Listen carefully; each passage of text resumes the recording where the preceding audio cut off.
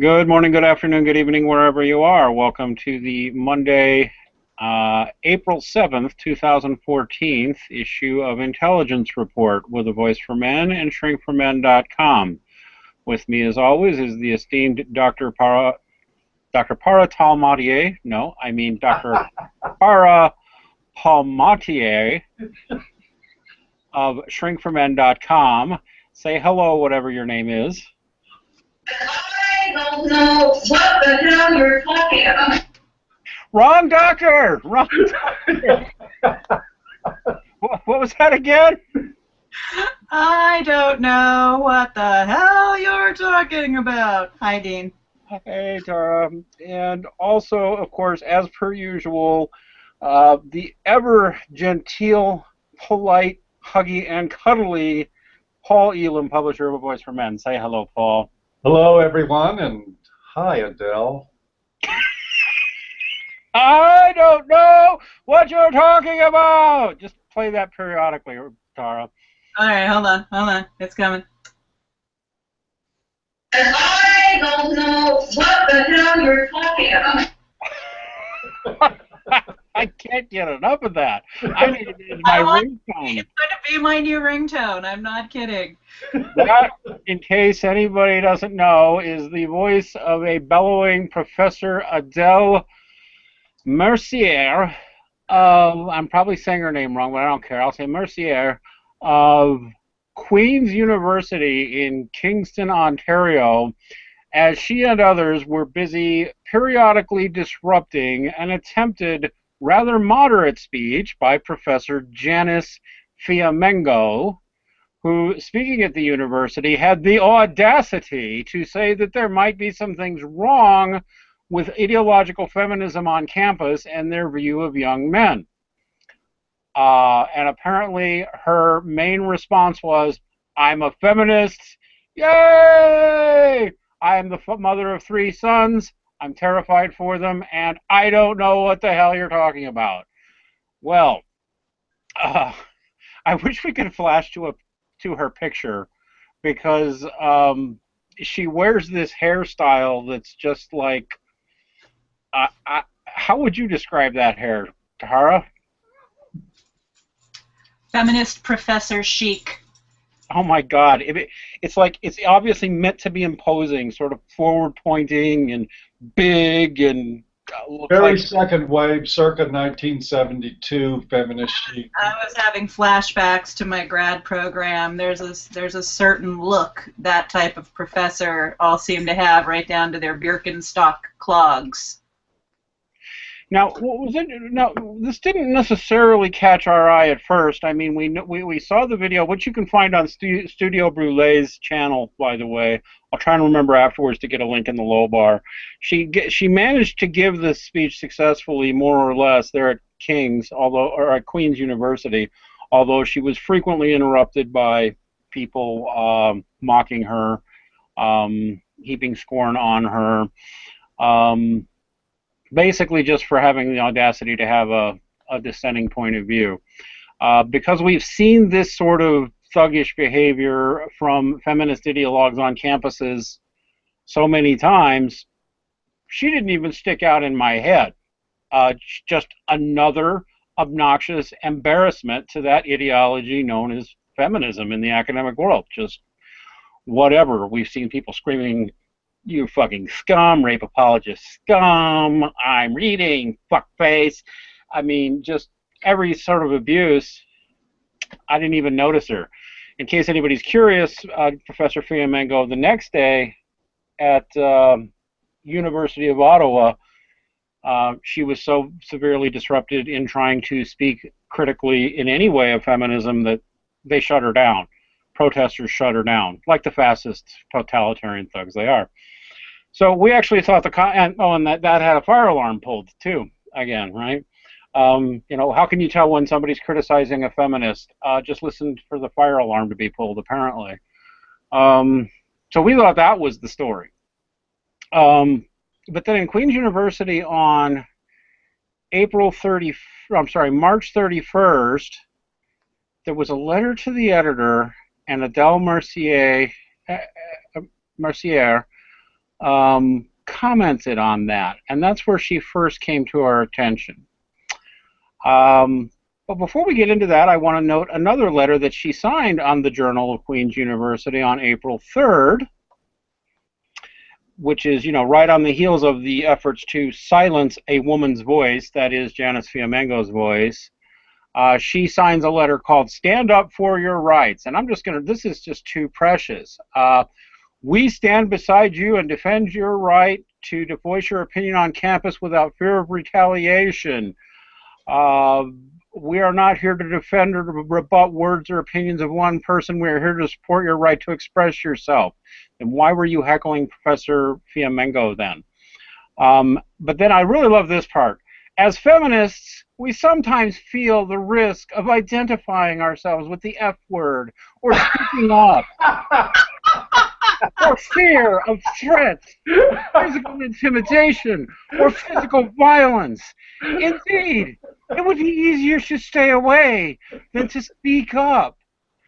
The backlash plays in our mind and gives us reason to pause before we share our opinions, defend what we believe, or support others who continue to push for the basic human rights of women. Play that again. Oh, man.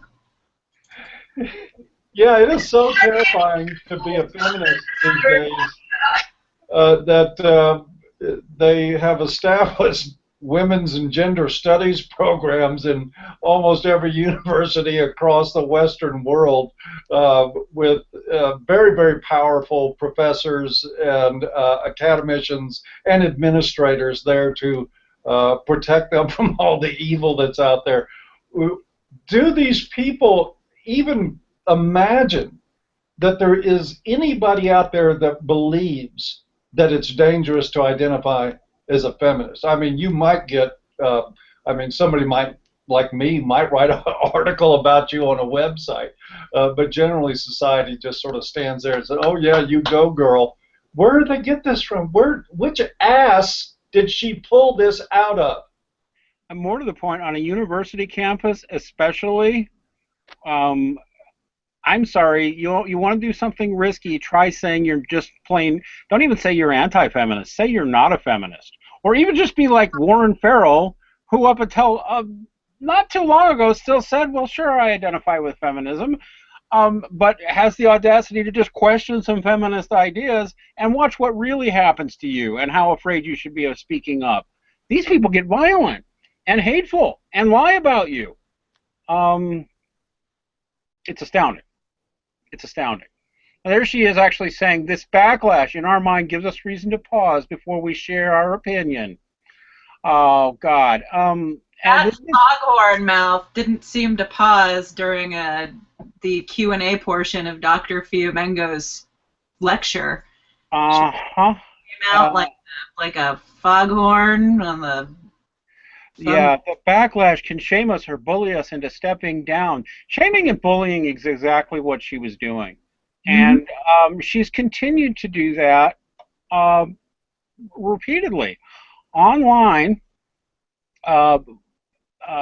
we caught her, a number of us caught her saying a number of things. And one of the most horrifying things that she got saying was that basically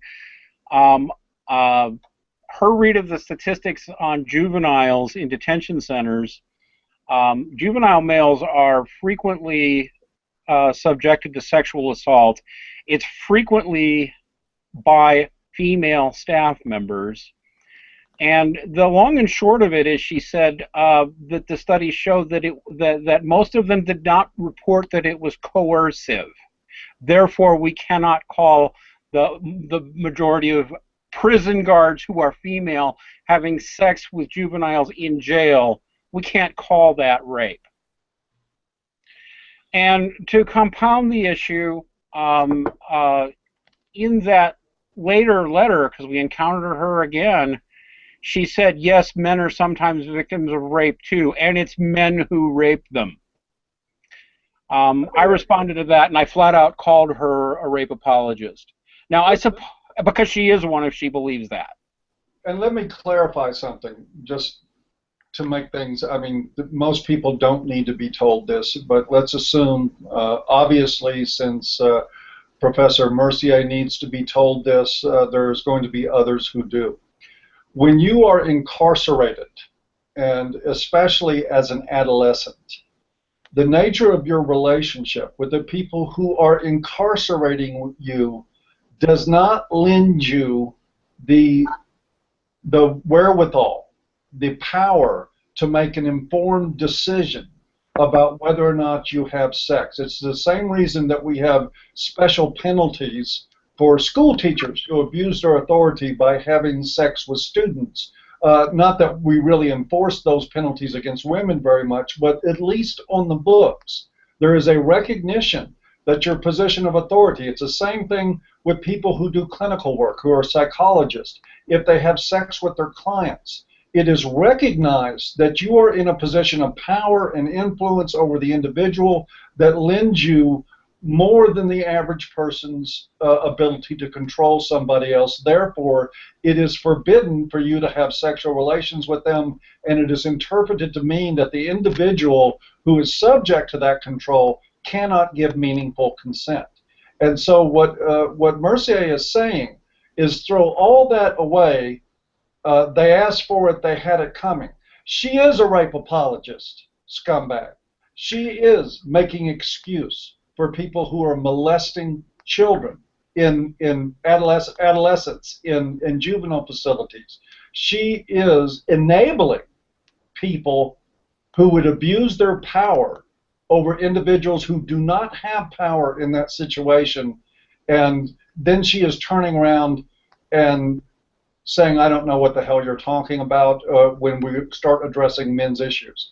This is a real serious, we're laughing and joking here some, but with all the crowing that feminists do about rape culture and about people looking the other way or normalizing or justifying or enabling the sexual abuse of people, what we have here is a feminist ideologue, a professor, a doctor of philosophy in a relatively prestigious school going on the public record saying that rape victims asked for it. You're not getting out of this one, Adèle. You can write all the letters and demand that I remove material from A Voice for Men. It's not coming down. It's never coming down. We're going to be writing more about this, and we're going to be talking more about this until we get as many people as possible to understand just what you're about. So mark my words, none of this is going to stop.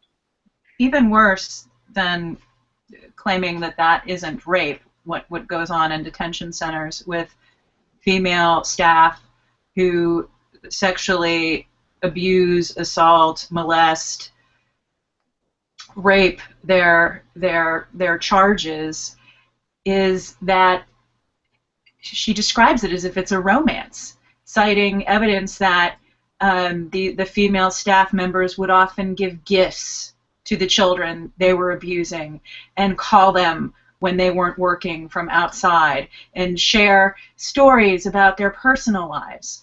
That's called grooming the target, dumbass. And you know that. You know that because it's the same thing with little girls who are targeted. Yet she thinks, yet she's describing it. It seemed to me that as if the person who was posting from Adèle Mercier's account was indeed Adèle Mercier, as if it's some May-December romance. It's an abuse of power.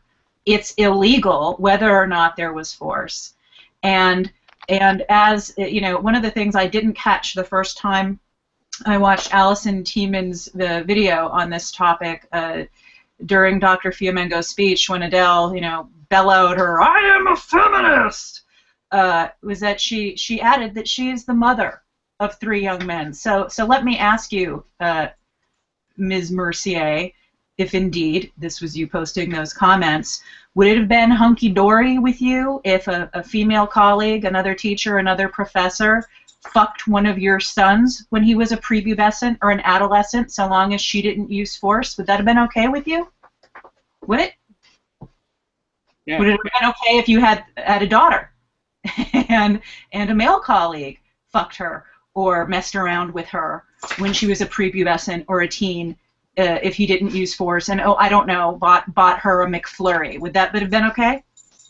Maybe a doll. Maybe that would have made it okay. Here's a doll. Here's some candy. And again, this is a prisoner population, which means they're in the custody of the state. These are state agents. These are people who have power over these kids' lives pretty much 24/7. And these prison guards, I've known people who work in the prison system, okay, and they're not all bad people, but what goes on there is often horrifying. And a prison guard can destroy you, pretty much. I mean, have you locked into solitary, take away privileges from you. If they really want to, have some of the other inmates beat you up while you're not looking, Or they rape can you. And well, but let's go with this quote. It's nonviolent coercion. No, you just know this woman can fuck you up really bad, but she's being really nice to you. So now it's on you if you reached out and touched her first in some fashion. Give me a break. I'm sorry. Nobody would buy that this is anything other than rape if it were a girl of 15 in a juvenile detention facility, especially if it was a male doing it. And if anybody disputes that, they really are horrible sexist bigots, which is what I believe the person posting on Adèle Mercier's comment account is. A horrible, vicious, bigoted rape apologist, pedophile apologist, bigot of the worst sort who has no place. Well, I sure as hell wouldn't want her in the same room with my 15-year-old son, let alone my 9-year-old. Forget her. What a piece of shit. And let's look at that. You know, for a while now, I mean, we've all been debunking that the feminist claims that we're living in a rape culture where rape against women is normalized and acceptable. And as I mentioned to Paul last week in our Going Mental hangout, I've had cause to reconsider my position that there is no such thing as a rape culture. We do live in a rape culture, except the feminists have it backwards. We live in a rape culture that normalizes as acceptable the sexual assault and rape of men and boys, whether their attacker is a man or a woman. It's the subject of jokes. And here we have a professor, a woman who is presumably highly educated, saying that juvie detention hall staff molesting and sleeping with their charges is not sexual assault or pedophilia or rape. So, No. yeah, we do live in a rape culture, Adele, and you're part of it. Woo, you're a feminist. Woo, you're a rape apologizing feminist when it comes to men and boys. Fuck you. We have gotten some pushback from others in the men's advocacy, men's rights community saying that we should stop using feminist terminology like rape culture and rape apologist. I can see their point, but I won't agree with it. I just won't. The term rape culture was created by sociologists and psychologists decades ago to describe when rape is used as a weapon of war and to quell and pacify prisoners. That's what it was created for. If feminists appropriated it wrong, it's time to take it back. Similarly, also, Dean, I'm going to say, I mean, for the record, and I don't mean this to offend anybody, but the one thing that there's never been a shortage of, in my experience as a men's activist, is people telling me how I should and should not say things. All I can say is that we do the best job around here that we can. We are not going to dot every I and cross every T the way everybody would like that. As a matter of fact, if you think about it, you understand how impossible that really is. But what I do have to say to people say you should do it this way, do that way, well, step on up there. Come on. Google Hangout's available to everybody. The Internet's available to everybody.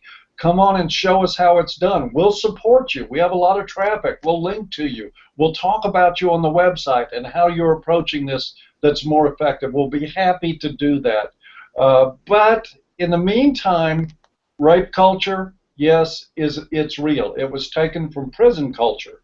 That's where the term originated. A feminist appropriated it. I'm going to say something else too that's a comparison that I think is totally fair. I love this thing from Adele about, well, a lot of those rapes are men raping men.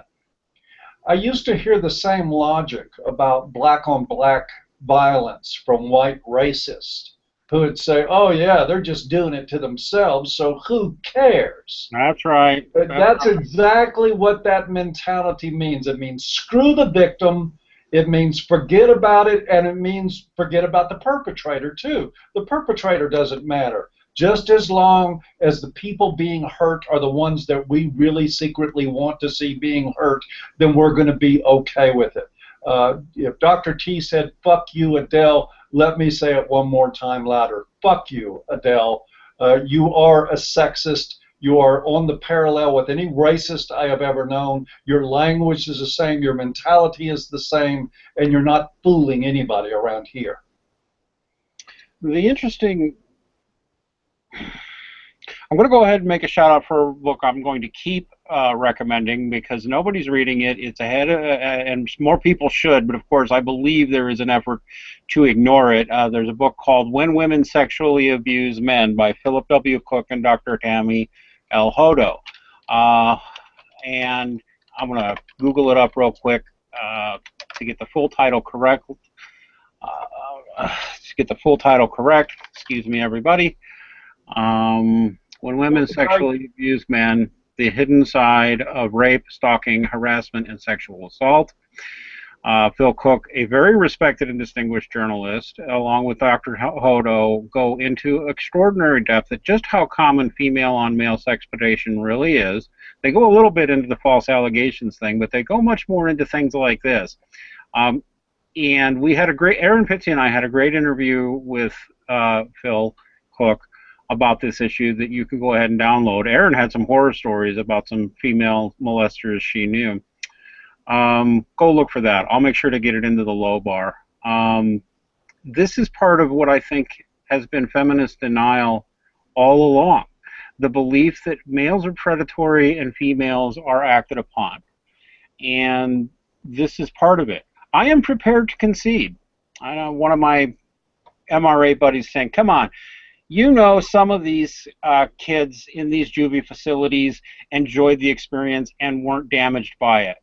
And all I can say is I will concede that that is possible in some cases. It is also possible in some cases that girls who get raped by male prison guards also enjoyed the experience. That still doesn't make it okay, and it's almost certainly not true of the majority of them.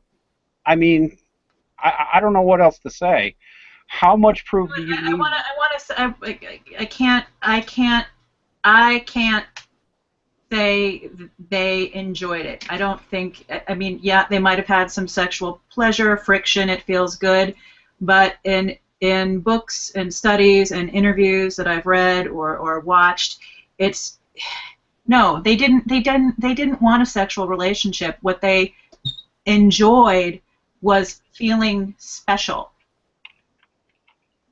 Look, that is what these predators use to prey upon children. They prey upon weak, vulnerable children who just want to feel special and loved, and they take advantage of that. That's right. And who's going to feel more weak and vulnerable than a kid in jail? Let's get something also very, very clear here. This conversation, this aspect of it is very frustrating for me. The experience of the victim is not what's in question here.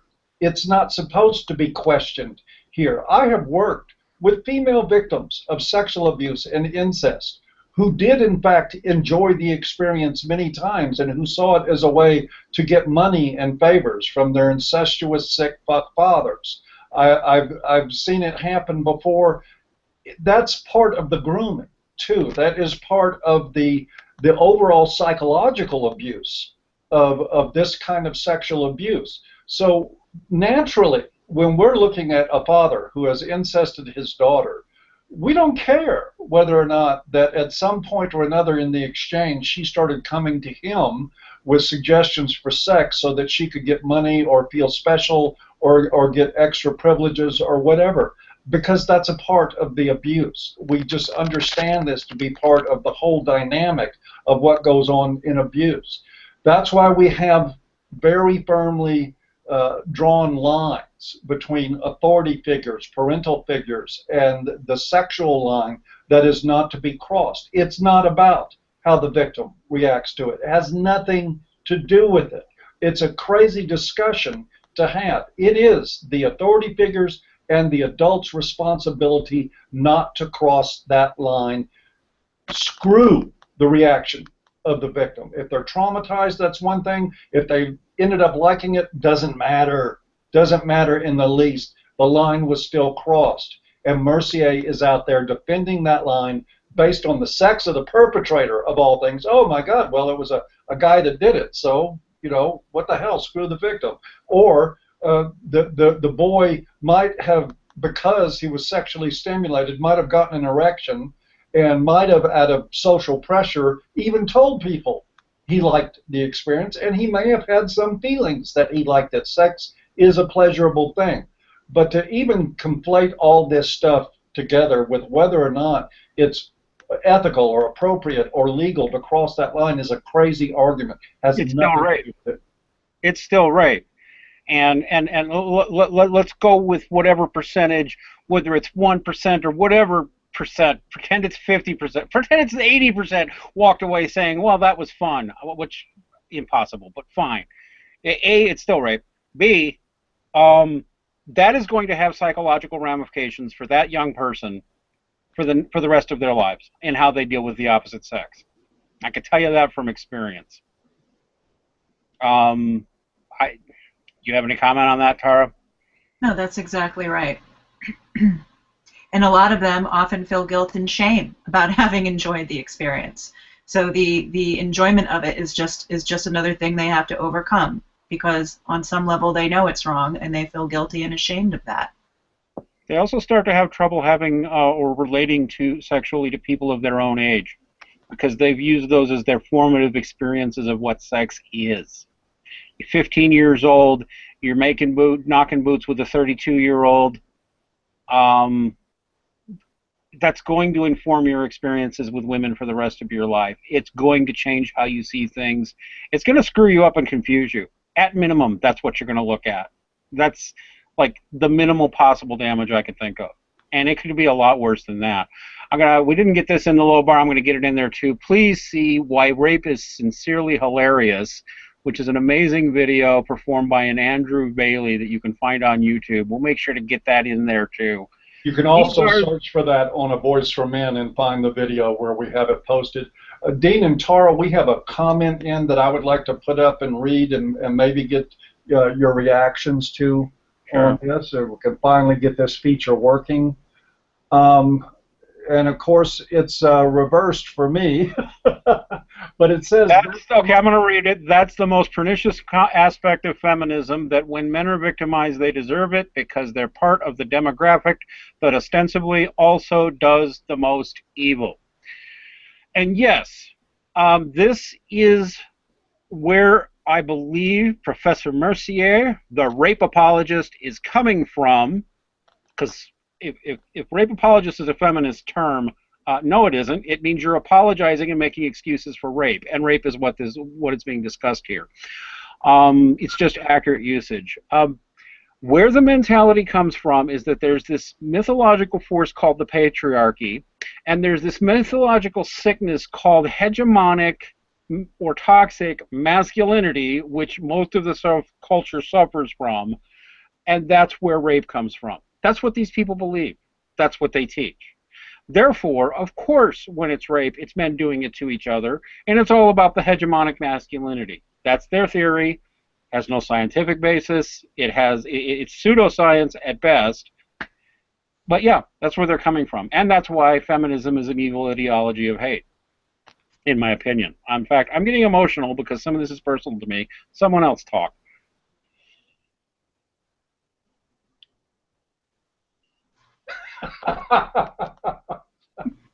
Well, I guess it's not going to be Tara. No, I think that is, I think the commenter had it dead on to rights, is that, and this has always been the historical method of feminism, is that they take a small fraction of the male population, which is at the very bottom, rapists, murderers, really violent people, abusive people, and then they apply that generally to the population at large of men and saying this is representative of men. What's interesting is that they also take the tiny, tiny fraction of men that are at the top, which is the CEOs and the geniuses and the successful writers and billionaires, and say, well, no, that's representative of all men.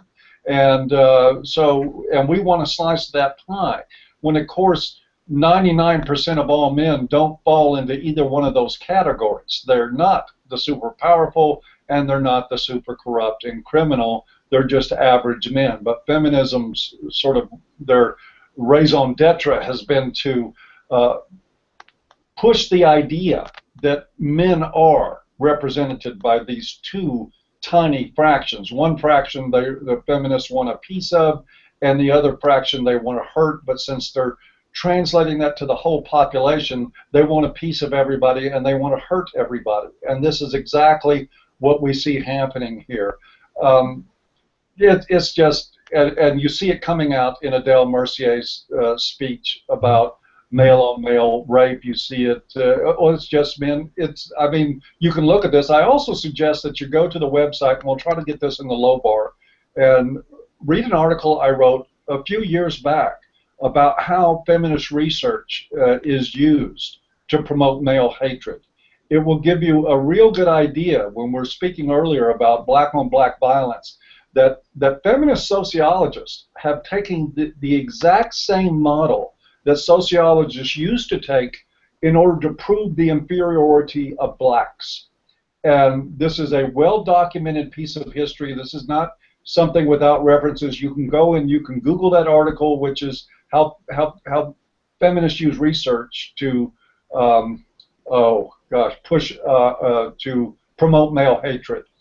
And you can see the parallels between white sociology, which painted blacks as inferior, which buried research where blacks did well compared to whites, which promoted stereotypes that the more whiter a black person was, the better off they were, the more they emulated whites. And you see the same thing in feminist ideology. The more men emulate women or supposedly emulate women, the more feminized they are, then the more superior they are. These parallels are exact matches for how white sociology had a history of justifying discrimination against blacks, and then they're doing the same thing with men right now. It's all there. Please go look that up and read it when you get a chance.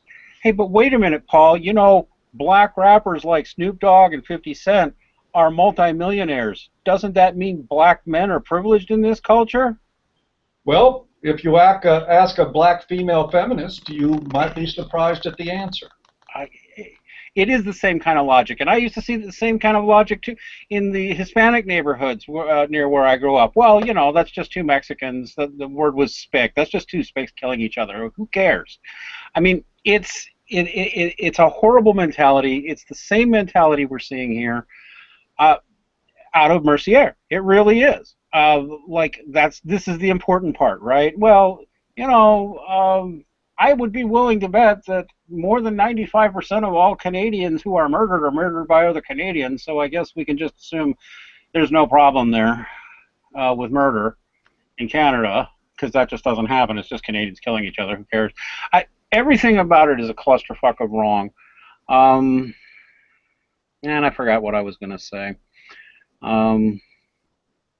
Well, let's get one thing also really clear, that this sort of modus operandi for feminists is the way that they go about making sure that we ignore problems. Just like it was, I mean, certainly when the African American communities in the United States erupted into extreme violence in the late 60s, and we saw Watts burn, and we saw Detroit burn, and other cities. There were plenty of people saying, well, look, they're doing it to themselves, blah, blah, blah. That's a way to not talk about the effects of multi-generational poverty.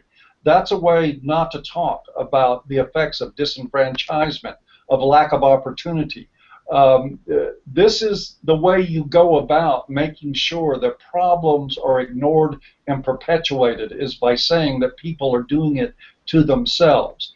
And they're doing the same thing right now with men. This is how we avoid talking about what happens to men in prison, with the horrific rape culture that is ongoing there right now.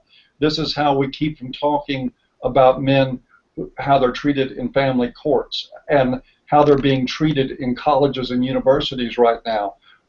This is, I mean, people think that we're extremists or we're skirting on the edge of Godwin's law when we talk about and we compare this to any other isms, racism, any other social problem that involves bigotry and hatred. There is no difference. It's the same thing, exact and identical, and you can't deny it if you look at it objectively. And I see this crap. I even see this crap coming out of non-feminists too. I've heard crap like this coming out of Bill Maher, talking about how a young boy who scores with a girl who's 20 years older than him is just a stud and he's lucky. Yep. Cenk Uygur, I can't say his last name, Cenk from Young Turks has talked this way many, many times. I guess he's not a white liberal. I can't remember. I don't know. He's some brown whatever it is. I think he's Turkish or something. Whatever, it doesn't matter. He talks like this. I've heard conservatives talk like that. Although I find white liberals who aren't even particularly feministy the worst when it comes to this sort of thing. I really. Well, you have to remember too, Dean, that there was a time in this country that Birth of a Nation was a hugely popular movie that was patronized by a U.S. president and endorsed as a realistic story of America. This is. You know, the commonality, the common people being bigoted is a symptom of the problem. And I've mentioned this before because whenever we make the KKK comparison, people say you're going too far. If you research the KKK that started up again in the 1900s, in the early 1900s, around 1915 and going through the 20s, that organization wasn't all that violent. It had some violent people, but it had respectable members at every level of society: presidents, governors, senators, mayors, sheriffs, lawyers, doctors, pharmacists. You could look them up in your local yellow pages. You got benefits for paying membership dues. And they espoused values that most of the population found unobjectionable. And what do we have now? We have the President of the United States this very day lying to the American public about the incidence of domestic violence and about the wage gap. This is nothing new. We live in the bigotry of the times, and of course, because we are the ones that are really first starting to raise a stink about this, just like what was the term they used for white people that made noise about civil rights? Nigger lovers. This is the typical mechanics of fighting a social ill that is rooted in bigotry. Is that we're going to have people calling us the ones with the problem. We're going to have bigots screaming about bigotry. You know what? Hey, it goes with the territory. But the one thing is for sure, nobody around here is shutting up. And this is still, by the way, all of this, we're still alighting the fact that female-on-male sex predation is more common than anybody wants to acknowledge. Go look at that book. We've also got some references in the A Voice for Men wiki. Well, we got to beef that up. We're looking for volunteers on that wiki, by the way. You'll see an ad on the front page of A Voice for Men. What kills me is that Mercier is basically, you know, she sent you the email, the sort of essentially the cease and desist email, Paul, where now she's damseling, playing victim, acting targeted, when all that was done on the posts on AVFM were to quote her own words, her own positions, comments that, again, if she is indeed the person who is writing under Adèle Mercier's name in the Queen's Journal, these are her beliefs. The authors on A Voice for Men are just holding up a mirror to what she has said, to what she has publicly stated are her beliefs. And yet, you're the villains. you're the libelous defamers.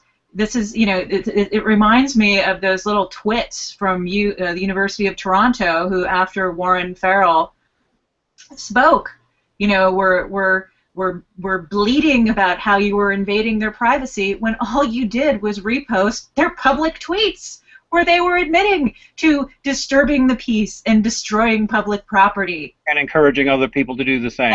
And inciting others to do so. So, you know what? When you state your racist, bigoted, sexist views publicly, and people comment upon them, it's interesting to know. How does that make her the victim? And you know she's going to milk this. She's going to milk. Well, I want you to know that Adèle's snotty demand that I remove information from A Voice for Men, I want you to know that really tugged at my heartstrings. It was an agonizing decision. I went through a couple of boxes of Kleenex before I decided that speaking the truth was more important than satisfying some brat's demand. But we're going to go with it. This is the insanity of the times. One of the ways that we're really lucky around here, and I mean we are lucky, is to be the ones that are on the solidly good side of history and to be the ones that are calling out the BS as it's happening. And we have an unending stream of morons who are willing to cooperate with us fully by demonstrating exactly what their mentality is in front of the whole world and letting us put it on the record. And I assure you there will be more that is coming up. There is some things I can't even talk about right now. I wish I could, but just say there's more on the way, more documentation, and we're going to be talking about some of that, I bet you, by next week. I'll bet you. I bet you as well. I suddenly flashed to the picture, to the famous speech of George Wallace standing in front of the schoolhouse door, screaming, "Segregation now, segregation forever." Using the same kind of tones that Adèle was using when she was attacking, verbally assaulting Janice Fiamengo. But I think we've talked about this harridan. Oh, did I just use a gendered term? Yes, I did. You harridan, shrew, harpy, asshole. Bossy. No, yeah, no shit. Yeah, let's have. I'm getting incoherent. So we should probably get a couple of announcements out because we've been going a little over 40 minutes now. What's going on in conference news, in the men's conference news arena, Paul? Reminder to everybody: June 26th, 27th, and 28th, the first international conference on men's issues. We have just an amazing lineup of speakers that will be presenting there on June 26th. To let everybody know, we've just put on sale tickets for Warren Farrell's workshop, and let me tell you a little bit about that. It's going to be an amalgamation of topics, but it's geared for the activists and sort of the emotional experience that we all go through doing this work, which is sometimes, you know, as much as we laugh and joke, it's pretty stressful, pretty arduous stuff. But he's going to be talking about the boy crisis, and he's going to be talking about our relationship with our fathers, but he's doing this with a special thing in mind of reaching potential leaders in the audience and making a personal connection with them, which I think is a great gesture, and trying to figure out how to start a dialogue because, you know, the movement's moving. There's room for more leaders, and part of what Warren wants to do with this workshop on the 26th is to cultivate that from the people attending. So there is a banner at the very top of A Voice for Men that says get your tickets for the conference. You can go to that and you can read about every speaker who's going to present there. In addition to the speakers that are listed, we are also going to be having John Hembling, John the Other, and Mike Buchanan from the UK is coming. Also, and we have just started planning it now, for the last event of the conference on Saturday evening, we're going to have a panel discussion involving most of the leading activists in the world right now. We'll be having a panel discussion on the future of the men's movement, where we're going in terms of organization and where we're going in terms of our efforts. This is also promising to be quite a party. We're going to get to know each other. There will be after-hours events scheduled every night, Thursday night, Friday night, and Saturday night of the conference, so that we can all get together and relax and get to know each other and make progress on the ground and face-to-face. All that's coming. There are other announcements coming, some very exciting things about the conference. They're not set in place yet, but we will be getting them to them in future episodes of this program, as well as on the website. Conference ticket sales are going well, but we still have room for you. We have a soldier that is taking leave from the war in Afghanistan who has gotten his commander's permission to come to the conference. We have people coming from Australia, from the UK, from India, from Canada, from the United States, from all over the world. This is not something that I think anybody invested in the men's movement wants to miss. Plus, you'll get to meet and hear Dr. T, and she might say "fuck you" again to somebody. You never know what this woman's going to say. You put a microphone in front of her. But that's all the news on the conference up to date right now. We look forward to seeing everybody there. Come attend this conference. Help us sell this thing out and make a statement to everybody that we're here and we're not going anywhere. I especially liked what you said about new leaders, because I'll tell you, we do need them. We need leaders everywhere. We just saw an amazing postering campaign that went on nationwide across the entire nation of Canada this weekend. Men's rights activists in Canada are really showing how it's done. They put up posters protesting misandrist, bigoted rape posters from sexual assault voices of Edmonton in cities all across Canada and multiple provinces. Some of them are still out there today doing it, by the way, in French no less, as well as English, which is pretty damn cool. We need more leaders. We need them. We need them. AVFM, I tell people all the time, a voice for men can't be all things to all people. We can't do everything. We literally can't. We always need more volunteers. Go look for the volunteers for the wiki. We just partnered up with a German group called Wikimania. Go look for that announcement. They're looking for people. These are a bunch of German men's rights activists who've been working their asses off for 5 years, producing terrific content in German, and they want help getting that stuff into English. Go help them.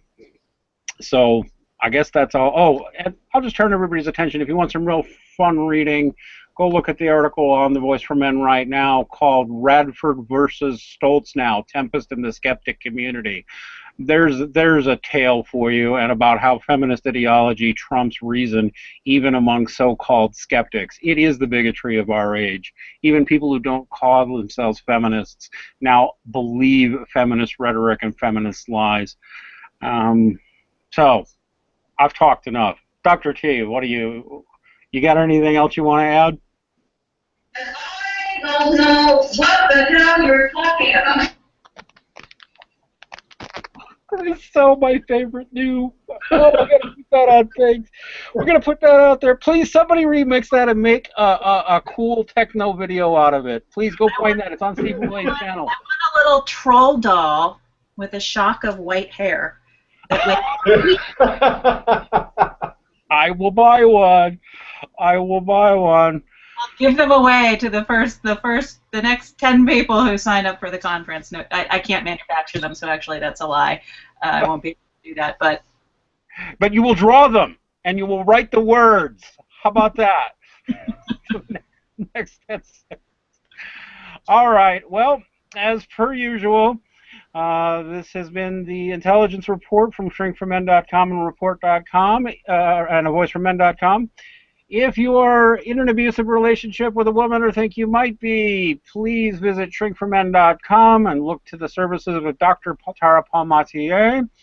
If you want to know more about men's issues in general and what the hell's going on in men's rights land, please check out the front page of avoiceformen.com. I can't believe how much stuff is coming out and how it's getting just faster and faster and faster. We are a growing movement, kids. Say goodnight to everybody, Paul. I'm going to say goodnight, and we're going to do it with a comment that I think is particularly germane. The conference is going to be epic. Yes, it is. Say goodnight, Tara. good night. Good night.